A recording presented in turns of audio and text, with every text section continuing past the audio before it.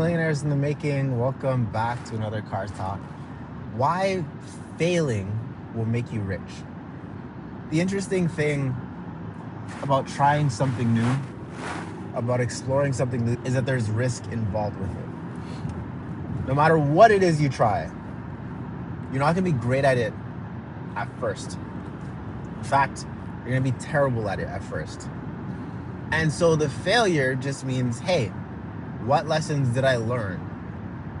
What can I take from this experience to roll it forward in my toolbox of experiences to now maybe fail a little bit less next time? And I could probably tell you, I have failed more times than many of the people that I know because I've tried the most ridiculous out-of-the-box things more times than anyone else that I've known. I'll give you an example. I started working at a gym. And I do not like having to go up to people to talk to them while they're doing their workouts in order for me to start to make sales, book prospects, have clients. I don't like that. So I started to tinker and try to figure out little ways to get people to come to me instead. I like attraction marketing. So I came up with this one idea. Okay, maybe if we put up a challenge, and I printed off a bunch of challenges, put them around the gym. Nothing. Did not work at all. Waited a couple weeks, nothing. Okay, I wanted to launch a boot camp. I put boot camp stuff all around the gym. And I had QR codes on each poster that I put up around the gym.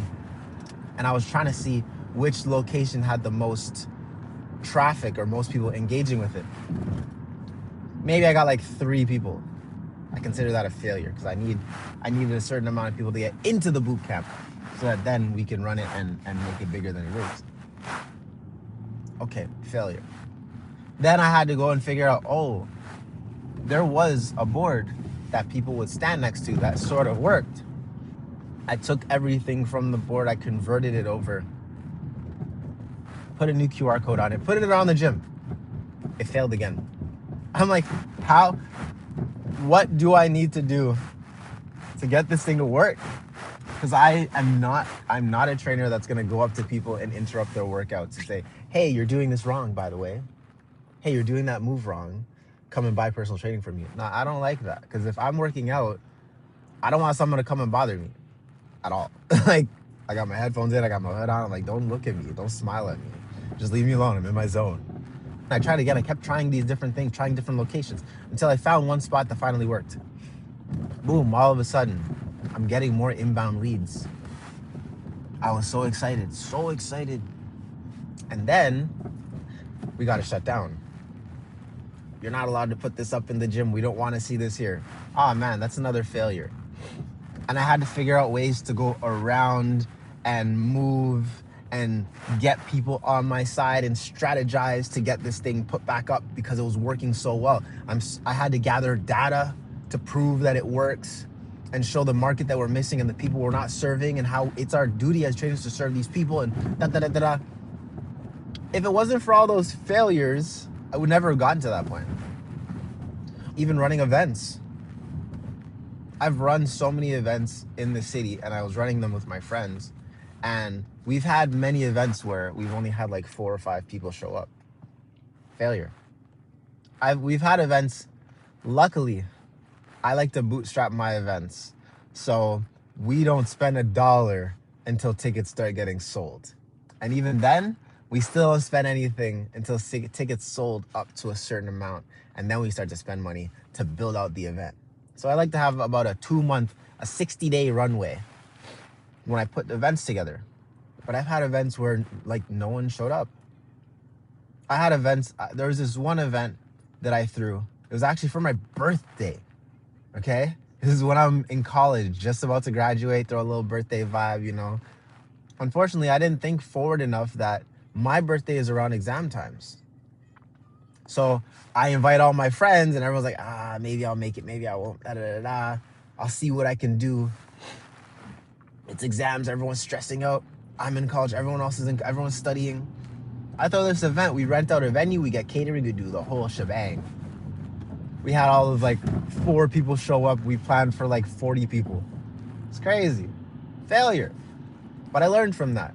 And I learned, hey, we need a certain amount, we need a certain structure, we need a certain format, we need a certain way to do it so that when we are ready to run our events, they're packed and we make money.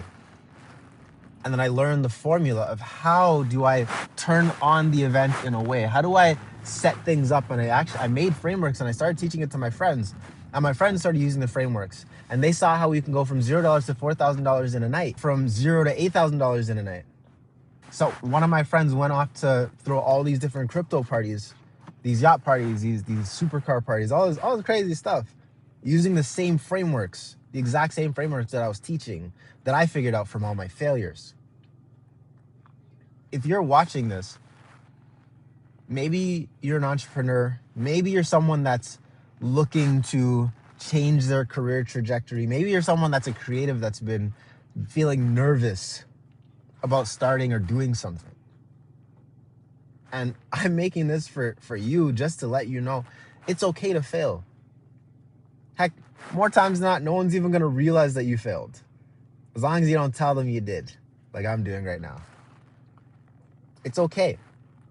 In fact, you want to fail fast, you want to fail often, because the faster you fail, the more often you fail, the better you get faster. The more you have a chance to level up, get your skills all in order, and then you're crushing it. And if you are able to fail more frequently in your 6 different pillars of life, you will become stronger in those pillars. I have failed financially many times, guys. I know I teach a lot about finance now, but the reason why I'm able to teach so much about finance is because I made all of the mistakes financially by using credit cards incorrectly, by taking out car loans that I shouldn't, by squandering my OSAP. Every financial mistake that you could make, I just about made it. And I learned how to not make it, like how to reverse it. And then now to thrive financially. I learned them from failures. And I could take those experiences and the frameworks, the roadmaps, the tools, the cash, knowledge, attitude, skills, and habits, that's cash, and I can pass it to you guys. I can start to impart the wisdom, impart the lessons and blessings to all of y'all. So you shouldn't be afraid to fail. You should be excited to fail.